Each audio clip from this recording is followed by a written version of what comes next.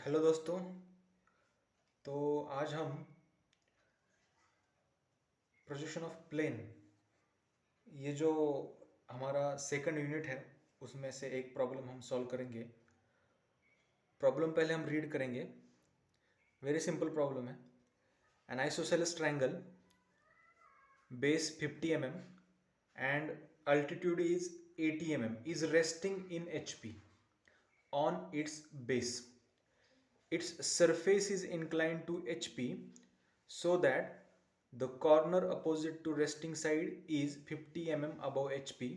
Draw the projections if its resting side is inclined to VP at an angle of 45 degree. Find the inclination made by the plane with HP and VP. तो ये projection of plane का problem है। इसमें दिया है plane isosceles triangle. Isosceles triangle में base दिया है और उसका एल्टीट्यूड दिया है 80 mm और वो रेस्ट है एचपी में, उसके बेस पे रेस्ट है। तो बेस पे रेस्ट है तो उसका मतलब बेस कितना mm है, 50 mm है। तो ये जो हमारा बेस है वो पहले हम क्या करेंगे, एक्स वाई लाइन को परपेंडिकुलर ड्रॉ करेंगे और वो एच पी पे रेस्ट है तो जो ट्रायंगल का जो शेप होगा वो हमें दिखाई देगा टॉप व्यू में। ठीक है, तो हम पहले क्या करेंगे, उसका बेस निकालेंगे 50 mm। तो 50 mm मैं लेता हूँ, 50 mm, 50 mm, 1 2 3 4 और 5। सो this is 50 mm is the base.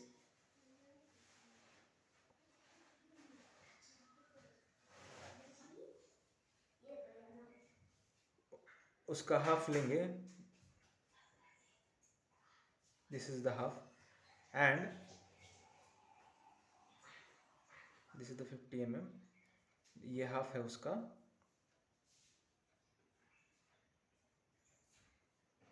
And altitude is given, altitude is 80 mm.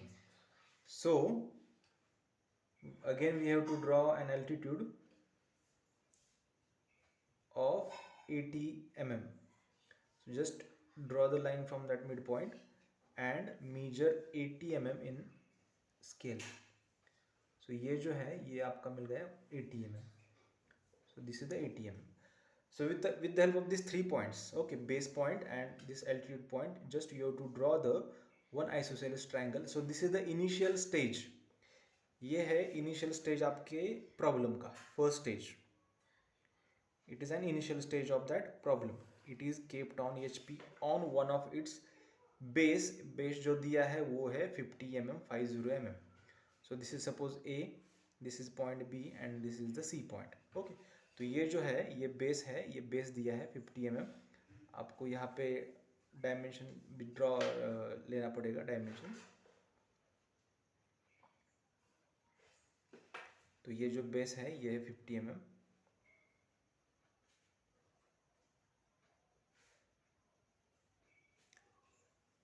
Okay, so initially it is resting on the HP ही हम पहले स्टेज में कंसिडर करेंगे। So that's why just draw the projection on the X Y. X Y पे हम projection draw करेंगे और x Y पे ही हम वो प्लेन रखा है ऐसे कंसिडर करेंगे।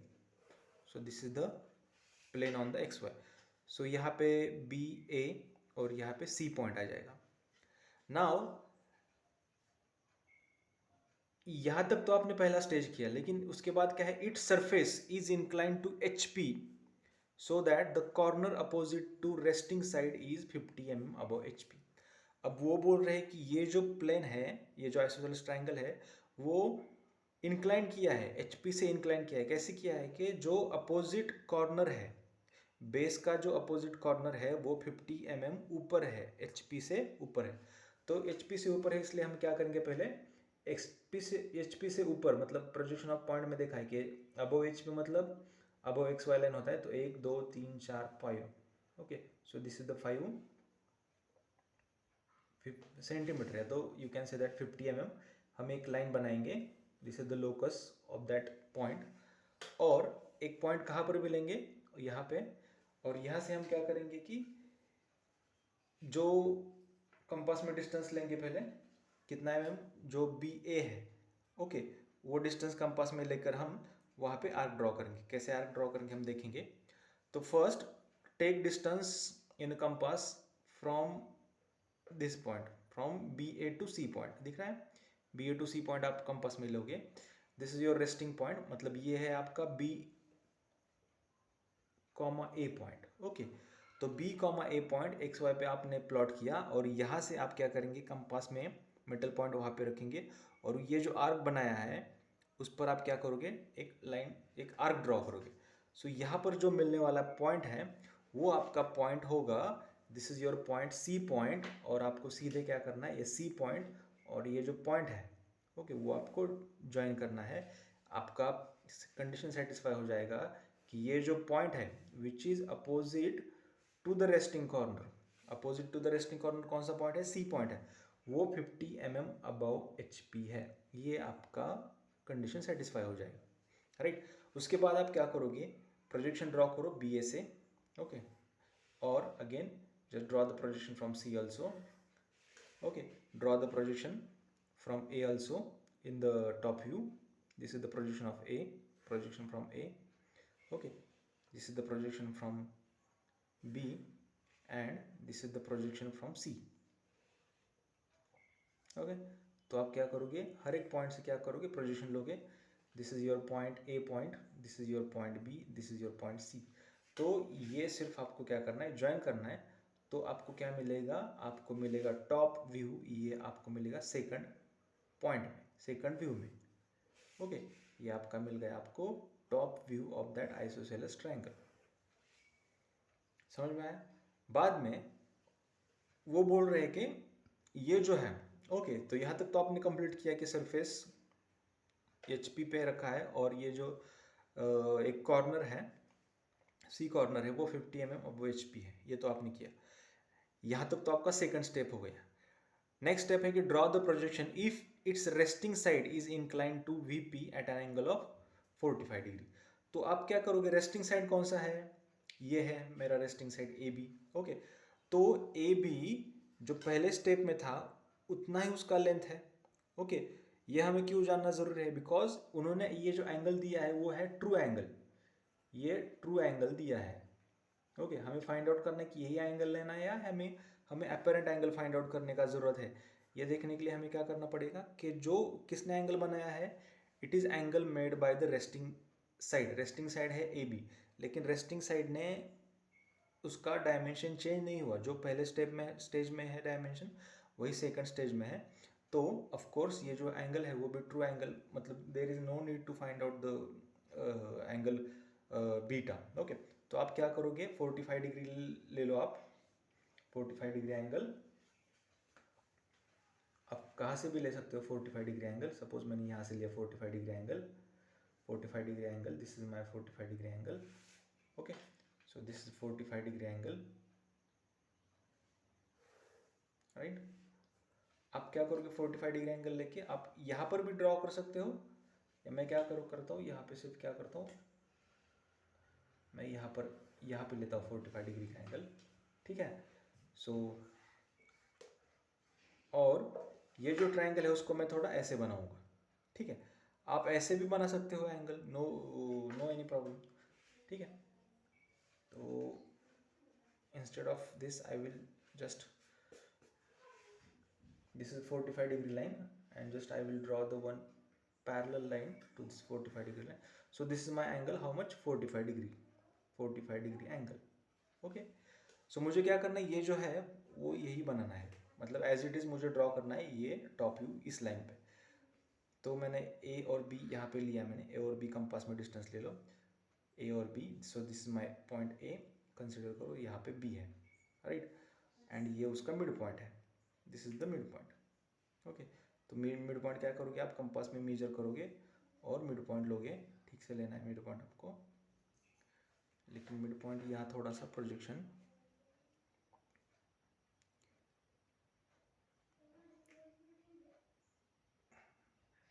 ठीक है। तो मिड पॉइंट क्या करोगे, आप यहाँ से यहाँ पर ऐसे लोगे। उसके बाद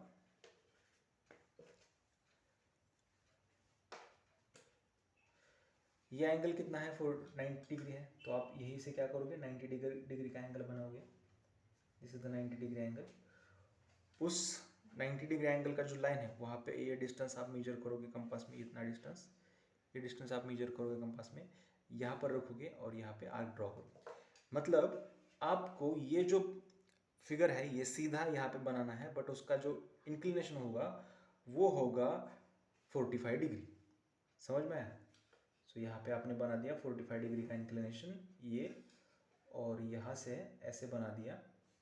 ओके, तो आपको सेम फिगर आपको 45 डिग्री इंक्लिनेशन से बनाना है, ये ध्यान में रखिए। Okay, this is my point A, this is my point B और this is my point C. Now just draw the projections, okay, from every point A B C. Projection मतलब क्या होते हैं? These are the projection which are perpendicular to the X Y. Okay, और ये projection करने के बाद आप जो फ्रंट व्यू है, सेकंड स्टेज का फ्रंट व्यू है, वहाँ से भी आपको प्रोजेक्शन ड्रॉ करना है। अब क्या करना है, देखो ये यहाँ पर भी एक्स वाई लाइन पर भी पॉइंट बी ए है, तो बी ए के प्रोजेक्शन मतलब ये एक्स वाई लाइन ही है। सो बी और ए, आपका बी पॉइंट कहाँ पे है? यहाँ से आया हुआ प्रोजेक्शन हॉरिजॉन्टल, और बी का वर्टिकल आया हुआ प्रोजेक्शन यहाँ पे है, तो दोनों का इंटरसेक्टर आपको मिलेगा पॉइंट बी। सिमिलरली ए का कहाँ पे है? यही है ए का वर्टिकल कौन सा प्रोजेक्शन है? ये है, तो दोनों का इंटरसेक्शन आपको मिलेगा पॉइंट ए। सिमिलरली सी का प्रोजेक्शन हॉरिजॉन्टल ये है, सी का वर्टिकल प्रोजेक्शन ये है, तो आपको मिलेगा पॉइंट सी। तो ए बी सी आपको पॉइंट मिलने के बाद just you to join this point serially, A to B to C and C to A. So this is your top view. Okay, तो ये आपका हो गया stage first, stage second and stage third. आपको यहाँ पे डायमेंशन देना बहुत ज़रूरी है प्रॉब्लम सॉल्व करने के बाद, because dimension also carry some marks. Okay, और ये आपका प्रॉब्लम सॉल्व हो गया। ठीक है दोस्तों, तो सॉल्व कीजिए और कमेंट सेक्शन में लिखिए। Thank you.